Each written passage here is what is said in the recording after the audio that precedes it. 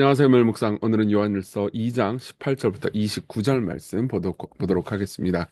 네, 이제 18절부터 29절은 당시에 이 요한일서의 편지를 받는 아마도 에베소 교회라고 추정되는데, 이제 이 형제자매들이 놓였던 가장 큰 위협, 이단 하나를 경고하라고 말합니다. 그건 바로 이제 당시에 영지주의 초기 단계라고 볼 수 있죠. 그러니까 예수 그리스도께서 이 땅에 오신 것을 육체로 오신 것을 부인하는 그런 사람들인데요.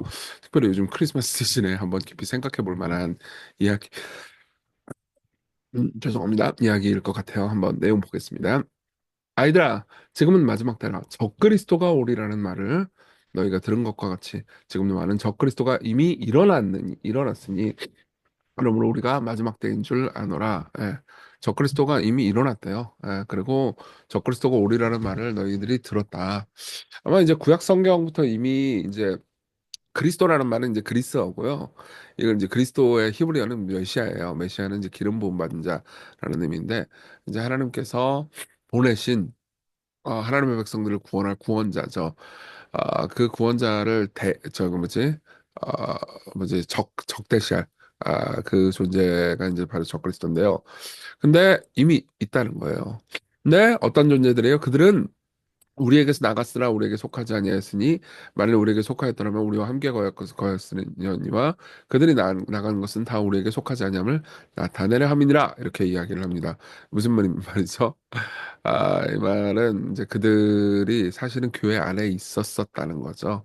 사실은 어떤 의미에서는 지금도 교회 안에 있다라는 의미입니다. 공동체 안에.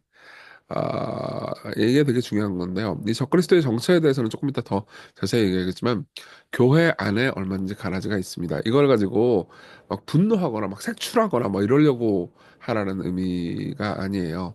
오히려 하나님께서는 이 지상의 유한한 공동체 있잖아요. 교회.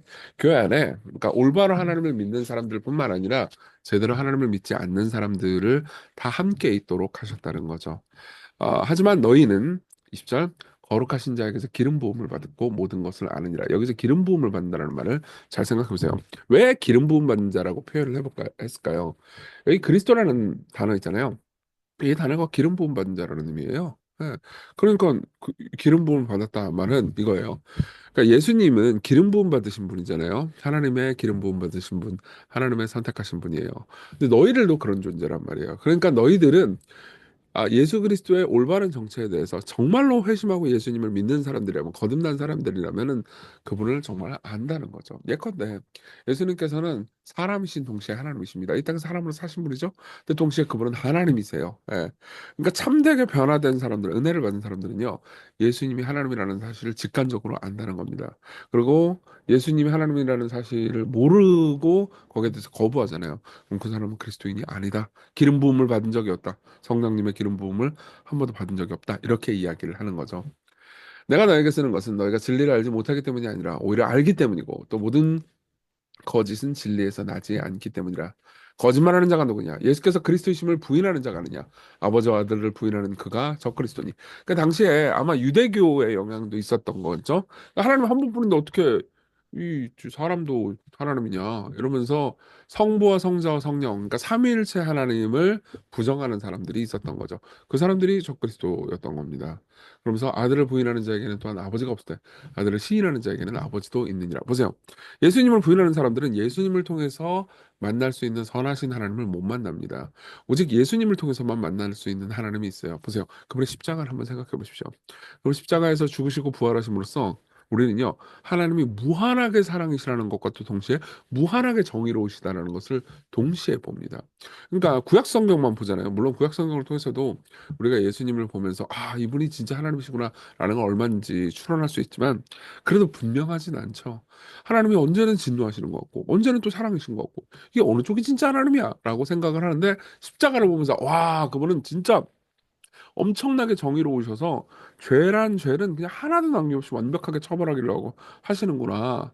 근데 엄청나게 사랑이시라서 우리가 마땅히 받아야 되는 형벌과 진노를 우리 말고 하나님의 무죄하신 분 예수 그리스도 기름 부음 받으신 그분에게 대신 내리셨구나. 그래서 그분의 정의와 사랑을 무한하게 할 수 있는 거잖아요. 근데 예수님은 부인하잖아요. 이 십자가에서 죽은 그냥 한 명의 죄수일 뿐이야. 그러면요, 우리는 그렇게 정의롭고 그렇게 사랑이신 하나님을 못 만나게 되는 거죠. 그런 사람에게는 아버지도 없습니다. 그런 사람에게는 하나님을 아버지라 부르면서 기뻐할 수 있는 기쁨도 없는 거죠.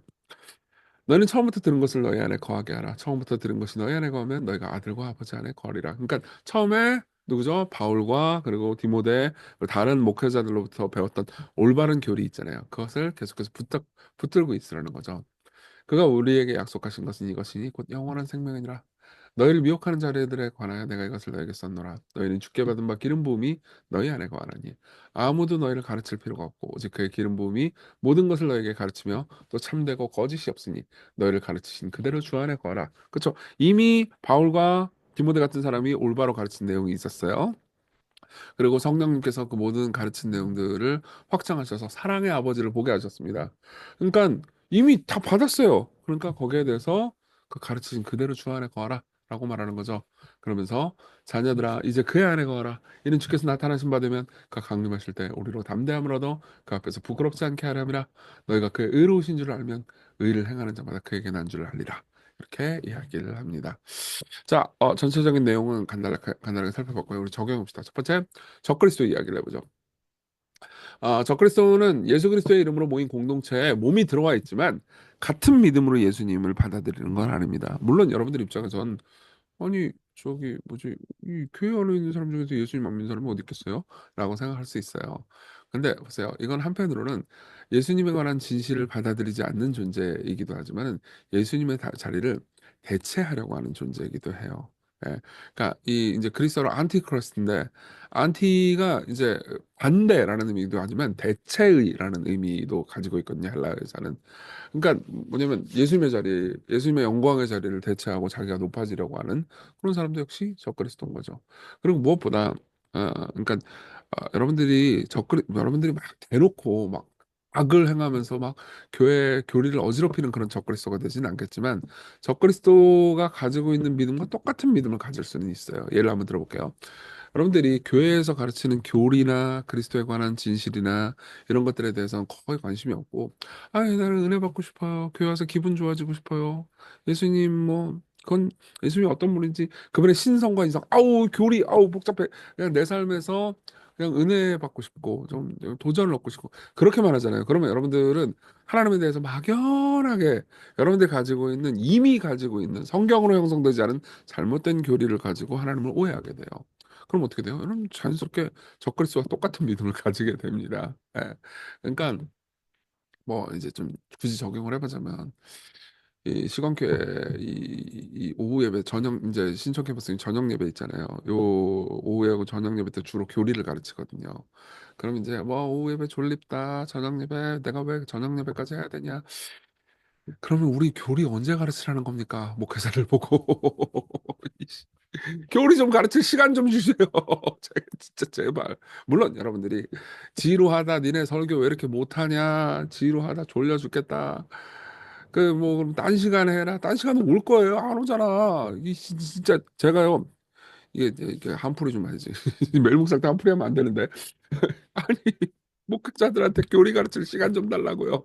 진짜 사도신경도 가르치고 계속 교리문 답을 해가지고 하는데 제가 좀 진지하게 좀 이야기를 할게요. 당연히 주일 낮 예배 설교 때 복음을 듣는 것도 중요하지만 여러분들이 교리를 통해서 듣는 복음의 내용을 정교하게 이해하는 게 굉장히 중요합니다. 그렇지 않으면 여러분들은 하나님에 대해서 오해하게 돼요. 제발 제발 교리 공부 좀 하세요. 자, 둘째. 적그리스도 말고 진짜 그리스도를 한번 생각해 봅시다. 그러면 적그리스도에 대응한 예수님이 얼마나 아름다운지 생각해 볼 수 있어요. 진짜 그리스도는 하나님이시지만 사람으로 이 땅에 오셨어요. 예. 그리고 그분이 행하신 모든 선한 일이 우리의 유일한 의로움이 되셨죠. 그분은 진짜 참 겸손한 분이에요. 그분은 자신을 낮추시고 아버지를 높이셨죠. 사람들 위에 군림하려고 하지 않으시고 섬기려고 오셨어요. 보세요. 이거 저에게도 저기 해당되는 것 같은데요. 예수님을 정말 믿고 아는 사람들은 목사도 그렇지 않을 수도 있어요. 그러니까 예수 그리스도에 관한 교리만 100점짜리 지식을 가지고 있고 그분을 만나지 못한 사람, 그분의 은혜로 말미암아서 기름 부음 받지 못한 사람이 목사가 될 수도 있죠. 그럼 어떻게 되냐면 자연스럽게 군림하려고 하게 됩니다. 적그리스도는 그리스도가 하는 행동처럼 행동하지 않겠죠. 그리스도는 어떻게 행동하셨죠? 예, 그리스도는 압제하러 오신 분이 아니죠. 오히려 사람들을 섬기려 하시고 많은 사람들을 위해서 자신의 목숨을 대속물로 주려 오신 분이잖아요. 예. 그러니까 진짜 예수님을 아는 사람은 예수님처럼 행동하게 될 겁니다. 예. 그리스도 없이 참된 신앙은 없어요. 여러분들이 그리스도를 알아가고 또 알아가잖아요. 그럼 그분의 영광의 모습처럼 여러분들도 아름답게 변할 겁니다. 같이 기도해요. 예수님 중심적인 삶을 살게 해달라고. 그분을 알아가고 발견하고 나누며 섬기는 삶을 살게 인도해달라고. 그리고 시거한 교회를 복되게 해주시고 예수님 통해서 아버지의 영광이 높아지는 그런 교회가 되게 해달라고 같이 우리 기도합시다.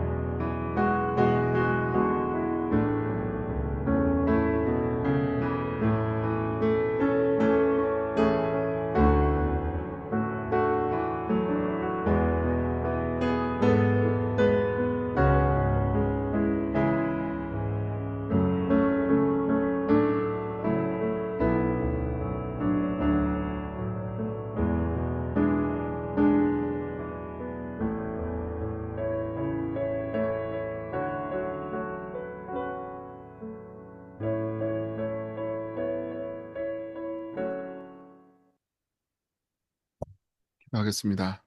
은혜로우신 하나님, 어, 우리가 주님을 신뢰하며 주님의 은혜 안에 거하고 주님을 사랑할 수 있게 해주세요. 주님을 발견하고 나누고 섬기게 해주십시오. 그리고 주님처럼 살아가며 이 세상에서 빛과 소금의 삶을 살게 인도해 주십시오. 예수님 이름으로 기도했습니다. 아멘. 네, 하나님의 은혜 안에서 오늘 기쁜 하루 되세요.